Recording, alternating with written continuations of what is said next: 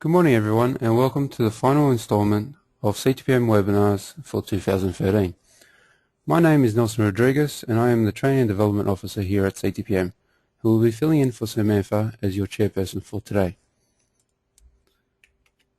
CTPM webinars are a great way to learn more about the latest developments of TPM and Lean, and by becoming a member of CTPM, we will be able to provide you with further support to successfully implement TPM and Lean thinking at your site.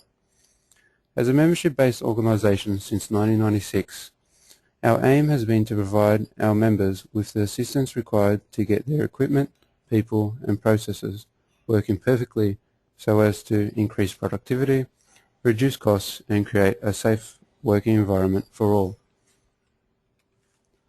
For today's webinar, we will look at the importance of an effective recognition and rewards process to support your improvement journey. The learnings from the half-hour session will include defining recognition and reward, understanding what level your recognition and reward system should focus on, how a suggestion system really works, outline of good practices used in current industry, and how to develop an effective recognition and reward process. Our speaker for today is Ross Kennedy, who is the President and Founder of CTPM Australasia.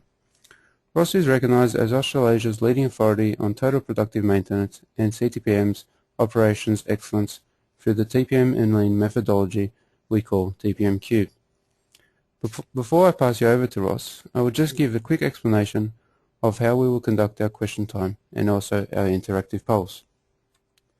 Here we have a control panel with a variety of functions. We have the raise your hand button for those with microphone capability. During our question time, which will be held at the end of the presentation, simply press this button to raise your hand and I will unmute you so that you can voice your question to Ross. If you do not have microphone capability, not to worry.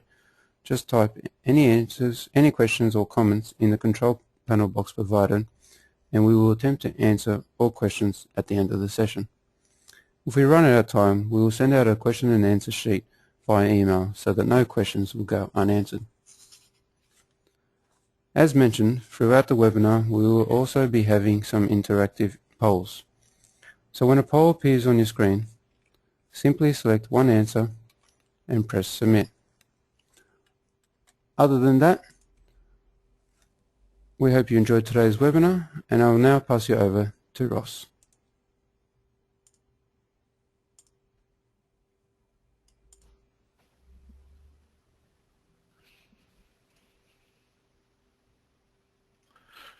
Good morning everyone and welcome to our webinar.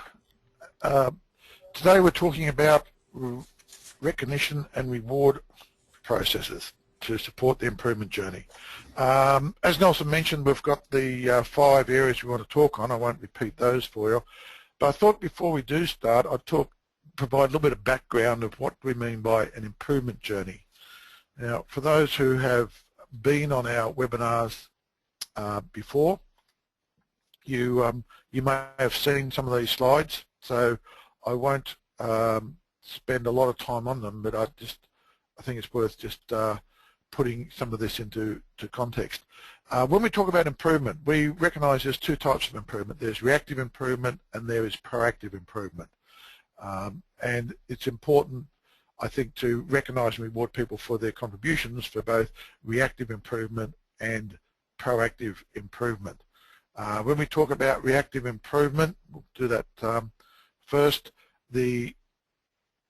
What we mean by that is that it's your ability to rapidly recover from an event or incident that stops you from achieving your budgeted or expected performance for the day or shift.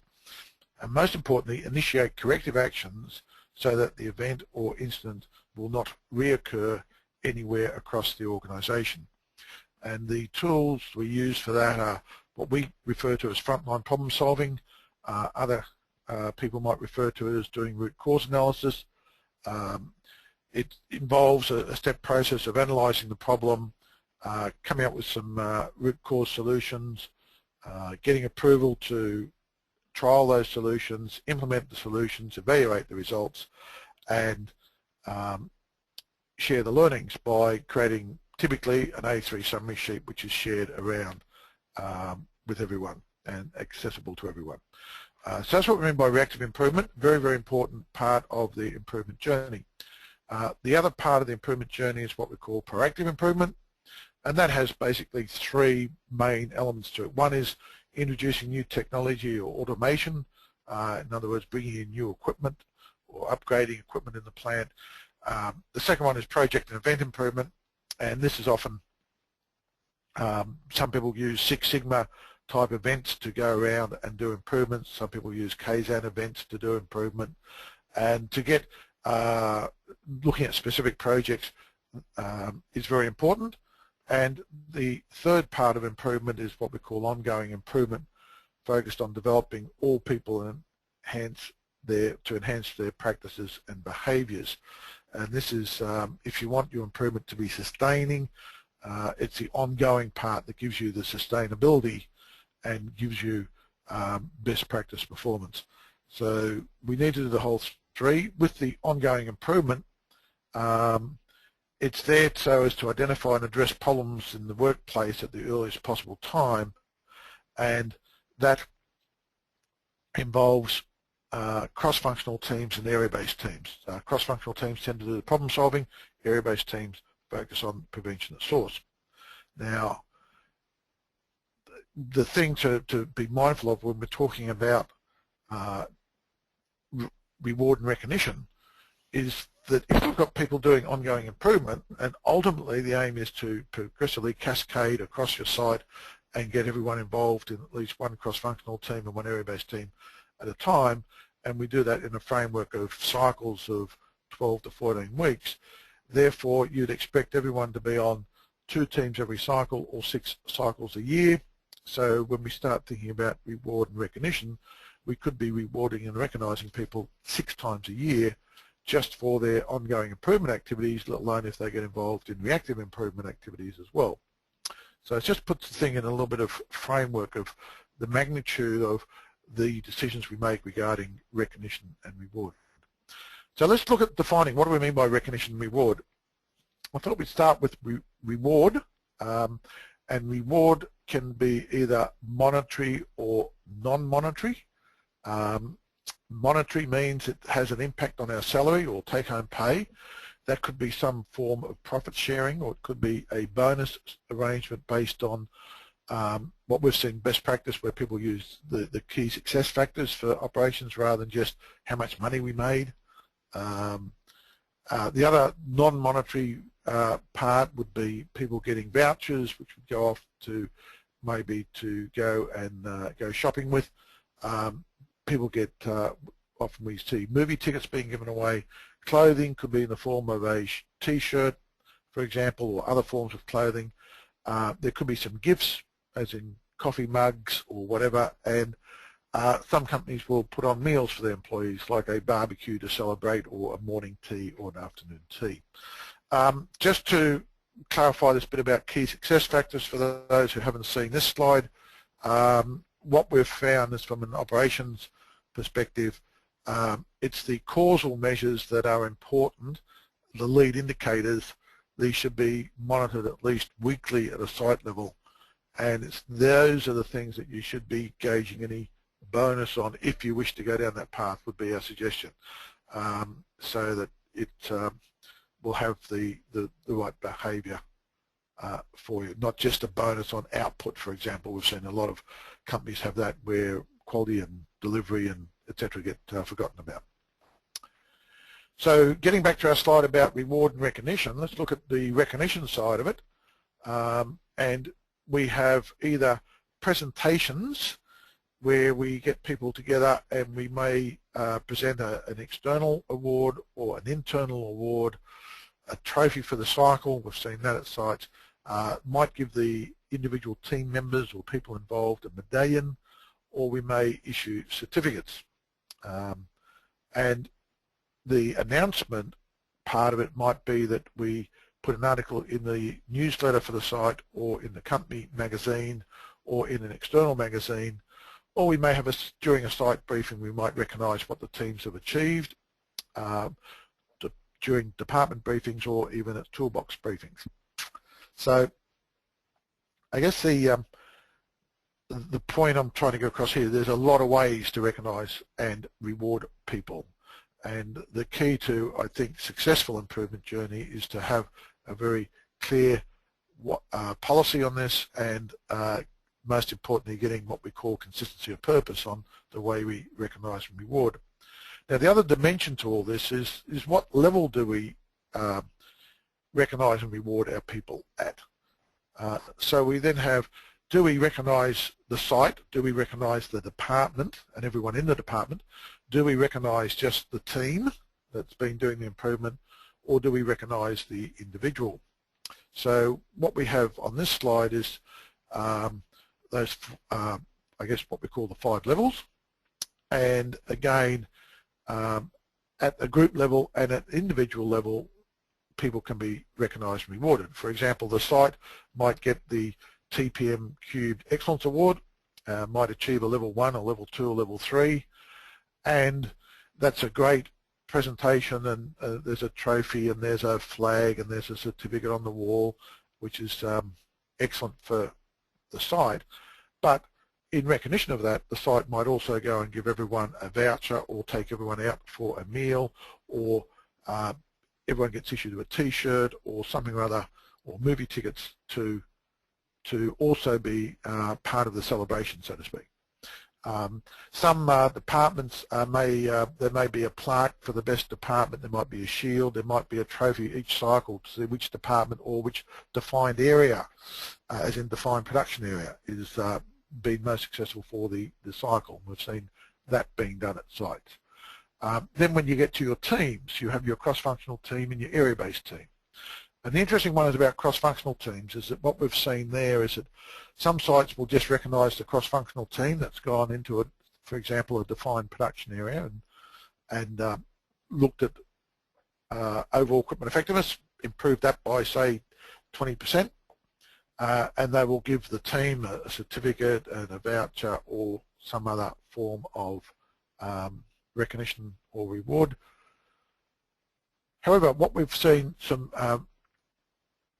others, what I would call smart sites, do is they recognise that when you're doing cross-functional team activity in a, say, defined area, often the key part of cross-functional team activity is to get the input of everyone working in the area to help them come up with better solutions. So we always encourage things like doing operator surveys, doing briefings to the operators once a week to hear their inputs, to do a knowledge base analysis of operations or on maintenance, etc. Do observations and talk to the people doing the work. And it's the input of everyone in the department that hopefully or ultimately helps the team to be successful. So when it comes to reward and recognition, do you just recognise the team, or do you give everyone in the department, sorry, everyone in the defined area some form of voucher or a barbecue or a some other recognition or reward? So it's worth thinking about who should actually get involved when we do recognition and reward. When a team goes out there, is it the team themselves doing everything, or is it the people supporting the team that also need to have some recognition? So there's some of our learnings about levels. So hopefully we've just covered briefly what we mean by recognition versus reward, and what we mean by different levels, and the way we have the group focus and individual focus, so levels and focus.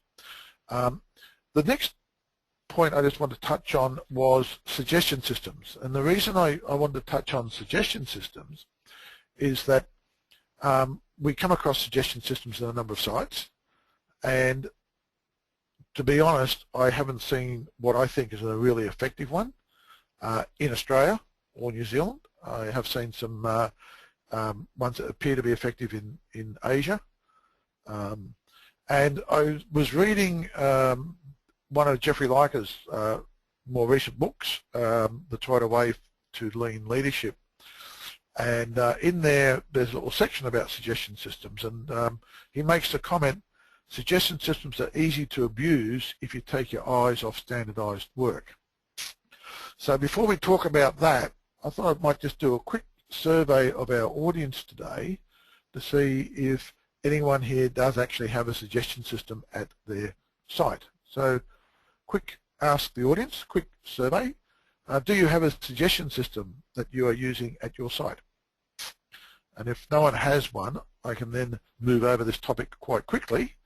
If we do have people with suggestion systems, I will spend a few minutes on the topic. So I think you have either you've got one or you don't have one, or you're not sure about whether you have one. If you're not sure, it mustn't be that you've got a very effective one. Okay, our poll, have we got any people polling very quickly so we can see the results? And we have the poll, and the results are 33% have one, 33% no, and 33% not sure. So it means we've got a few people out there with suggestion systems. So I'll just touch on or talk about this briefly. I guess what's the role of suggestion system, and in Leica's book he makes it raises two I think very good points. One, it's obviously to improve the process, That's why we have suggestions. We want people's input to improve. But most importantly, give your people a self-development opportunity. In other words, they should be actively involved and analysing when they're putting a suggestion in. It should be a self-development opportunity for them to learn more about their process, learn more about improvement. And but the key to it is, how do you tell whether a suggestion is going to produce a measurable and significant improvement? And that's why Leica talks about the need for standardised work to measure the impact of the suggestion. Now, I was working with an automotive company, not Toyota, in Australia a number of years back, and they had a suggestion system because Toyota had one, so they better have one. And they had this wonderful prize. One of their cars was going to be the prize for the best suggestion for the year. And meanwhile, every suggestion was, at least in recognition, to get at least minimum $5. And if the suggestion could be used in multiple areas of the plant, it was bumped up to, I think, $50. And plus, if there's significant gains, they would take a percentage of those gains. But what we found and what we observed was the thing was just totally abused by the employees. It was to the point where you walked into the site and you had, tags on just about everything as to how to use toilet paper and how to turn the light off and on and whatever. And this was the suggestion. This is our way of improvement. Suggestion, let's go put a sign up. Let's get some money. There was no standardised work that we could see that was being compared to. So, yes, they got a lot of suggestions. Did the company make great gains out of those suggestions? I would say not very much. If anything, it wasted a hell of a lot of time of people. A lot of people became cynical. So I think suggestion systems have their place. The other problem we had at that site was when we started to get improvement teams going, people saying, well, hang on, if I make a suggestion in an improvement team, shouldn't I get some recognition for it out of our suggestion system? And then we had the problem where staff people didn't get the benefit of the suggestion system. It was only for the wages people. So therefore it became really, really messy. So anyway, that was just one of our experiences with a suggestion system. So the other, next question I had was those who do have a suggestion system, very quickly, is it, who has a suggestion system that is evaluated on standardised work to determine the impact of the suggested improvements? In other words, every suggestion has to have an impact on standardised work. So of those people who actually have a suggestion system, because everyone else would be not sure or don't have a suggestion system, who has, so the encouraging thing there is that it looks like those who do have a suggestion system do have it linked to standardised work, which is excellent. And hopefully it's working for them. Okay, moving on. Just some examples. What's good? What's good practice? What's been used by other companies etc. There are many, many examples out there. I've just picked a couple of photos here from a couple of teams that came to our annual forum. We have an annual forum each year, and the idea of the forum allows people to bring their teams along and present and compete and be recognised. What one site did a number of years back, this is ACI Plastic Packaging, is that the site actually made the containers for toothpaste and supplied them to their customer. So what they decided was for their team, because they've been working on the line that made these containers, that they actually made up the container and printed on it what the team had achieved. And you can see at the top of the top tube, left-hand side, is the team members' names, what they achieved, 29% improvement in OEE for their cycle, and they had those available to hand out to the employees at work, so everyone recognised the team and what they achieved, and got a tube of, they got proper toothpaste put in the tube by their customer, and they handed it out to all their people, and they brought it along to the forum and handed it out. And everyone was, I think it's a very unique way of recognising their achievement. The year later, they had another team at our forum, and they presented, and they came along with shampoo this time. And again, they went a little bit further. Apart from putting just the results and the team members' names, they also put their photos on there. And in this case, they had a 16% improvement in OEE, and their setup reduction was reduced by 52%, and had, I know, $135,000 savings for the year from that team for the cycle. So there are a couple of, I guess, unique ways of recognising your people. What we've seen at other sites is they will have barbecues. One site we're working with over in New Zealand, they have, I think at the moment, about 30 to 40 teams running each cycle. It's quite a large site. So how do you recognise those teams every cycle? What they've come up with is that they run a barbecue lunch for every team at the end of each cycle, and they don't do the whole 40 all at once. They run a barbecue every week and invite 4 or 5 teams, depending on the shift roster, to come along. So over a 3-month period, everyone gets to have their barbecue. Or over about a month, I think they run the barbecues, and then each cycle they run some more barbecues. And they've become very good at running barbecues, obviously, because they're doing a lot of them. The chap who does the actual cooking is almost a master chef now of barbecues, and everyone enjoys their barbecue every cycle. And that site has been getting improvement after improvement after improvement. More recently, on just this Friday, last Friday, Cooper's Brewery celebrated their 10 years of continuous improvement. Cooper's has been a very successful company.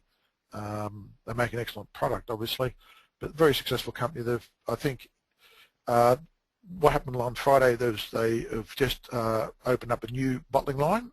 So their second bottling line, they had a big opening ceremony, and at the opening ceremony, the Managing Director, Dr. Tim Cooper, spoke to the media, and there's now articles being published how they have achieved 9.8% growth per year for the last 20 years every year. They've continually grown, and they've been able to absorb a lot of that growth with their improvement activities. So to celebrate that, they had a booklet made up, and they asked us to help them put together a 48-page booklet of all the different types of improvement teams they've run, and examples of the teams and who's on the teams, and photos of the team members and comments from the team members as well. So it's an excellent booklet, and they handed out that to every employee last Friday at their opening ceremony in recognition of their contribution, and something very nice for them to take home and show to their families. If anyone's interested in getting a copy of that or finding out more about it, don't hesitate to get hold of me. So there's some examples, and there's many more examples. We just don't have time today to go through them all. But hopefully, if anyone's interested in specific examples, don't hesitate to contact. Now, the last point we want to cover is how to develop an effective recognition and reward process. Well, there's, again, very simple three-step process. Determine what improvement you wish to recognise and or reward. Develop clear policies to support a consistency of purpose, and then determine what level and type of recognition and reward will be used. So from what should be recognised and rewarded, reactive improvement, should you be recognising your reactive improvement activities? I certainly think that's a good thing to do. And secondly, your proactive improvement, if you are putting in new equipment, new lines, if you are doing special projects, if you've got cross-functional team activities, if you've got area-based team activities, they're the things you should say, yes, these are the events we should be having a formal recognition policy for. And then having a policy, well, the start of a policy, we believe, all recognition and reward for formal reactive and proactive improvement activities to be consistent across the site. I think that's pretty obvious.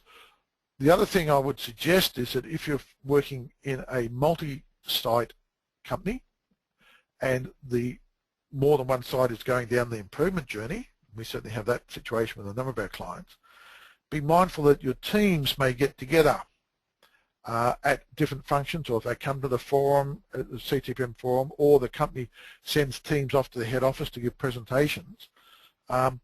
Again, the recognition reward process should be reasonably consistent across sites. We had one case down in Victoria, Tasmania many years ago where two sites from a company started down the improvement journey, were very successful at both sites, so they decided to send the best team from each site to head office to present to the corporate people, which was a great idea, great buzz, because one site was out in the country area of Victoria, so they had to go to Melbourne. The other site was in Tasmania, had to travel to Melbourne, so a bit of a trip for the teams in recognition. However, what we picked up on, luckily, just before the event, was that the one site decided they'd give all the team members a very nice T-shirt with logos on it in recognition for them to wear to the presentation to corporate. Meanwhile, the other site hadn't thought of that idea, so they were just sending the people up without any special T-shirt. And saying when we alluded that to the site manager, he goes, oh, I can't have my people turn up not looking as good as the other site. So he had to very quickly get some T-shirts for his people. So again, be mindful of what happens at other sites as well, because that can be embarrassing. Third thing, what level? Work out what level you want to make your recognitions for. When there's a cross-functional team, should it be the whole defined production area, for example, being recognised, or just the team members? And then once you determine that, what is going to be the individual recognition and reward as opposed to what will be the group focus recognition and reward. So hopefully that gives you something to think about in putting together a good recognition and reward approach for your site. And finally, how can we help you with our milestone assessment process, our excellence awards? We have one of our sheets in there is about recognition system assessment sheet. For those who have attended today, I'll email this out to you over the next couple of days, and you may wish to have a go at it to see just how you're tracking on your recognition system. Hopefully that's sort of covered the key points for reward and recognition. I hope it's been of some value, and if anyone has any specific questions, we're open to question time. If not, there's my email address. Feel free to send me an email or give us a call at the office or ask your questions now. So I'll hand over to Nelson to take any questions. Thank you. Thank you, Ross. That was a great presentation. So as Ross mentioned, we will now have questions. So if you have any questions, please press your raise your hand button now or type in your questions in the box provided in the control panel, and I'll get Ross to answer it for you. Doesn't seem like we have any questions at the moment, Ross, but I think we might as well we'll finish up for today's presentation. Thank you, Ross, once again, and thank you all for attending. We will be continuing our CTPM webinars in 2014 with a new schedule to be released soon on our webpage. Please feel free to contact us at any time, as Ross mentioned, for any further questions or if you require any further information about the webinar or our membership. Enjoy the rest of your week. Have a merry and safe Christmas. And from the team here at CTPM, we hope to see you at our next webinar in the new year.